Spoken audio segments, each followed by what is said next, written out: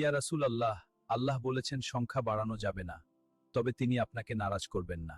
হযরত জিবরাইল আলাইহিসসালাম হাসতে হাসতে নবীজির কাছে এসে বসলেন। নবীজি জিজ্ঞেস করলেন, জিবরাইল, আজ তুমি এত খুশি কেন? হযরত জিবরাইল আলাইহিসসালাম বললেন, আল্লাহ তাআলা বলেছেন আপনার 70,000 উম্মত বিনা হিসেবে জান্নাতে যাবে। কথাটি শুনতে দেরি হলো, নবীজির চেহারা মলিন হতে দেরি হলো না। নবীজি বললেন, আমার সাহাবী তো আছে 1.25 লক্ষ, তাহলে কিয়ামত পর্যন্ত আমার উম্মতের কি হবে? তুমি আল্লাহ তাআলাকে গিয়ে বলো আরো বাড়িয়ে দিতে। এরপর হযরত জিবরাইল আলাইহিসসালাম ফিরে গিয়ে আবার আসলেন। তখন নবীজি বললেন, জিবরাইল, কি ব্যাপার? আল্লাহ তাআলা কি বলেছেন? তিনি বললেন, ইয়া রাসূলুল্লাহ, আল্লাহ তাআলা বলেছেন 70,000-এর চেয়ে বাড়ানো যাবে না, আবার আপনাকেও তিনি নারাজ করবেন না। তখন নবীজি বললেন, এটা কিভাবে সম্ভব? হযরত জিবরাইল আলাইহিস সালাম বললেন, হে আল্লাহর রাসূল, আল্লাহ তাআলা বলেছেন বাড়ানো যাবে না, তবে 70,000 উম্মত প্রত্যেকেই আরো 70,000 করে হাত ধরে জান্নাতে নিয়ে যাবে। ফলে আমি আল্লাহ তাআলা 490 কোটি আপনার উম্মত বিনা হিসাবে জান্নাত দিব। এই কথা শুনে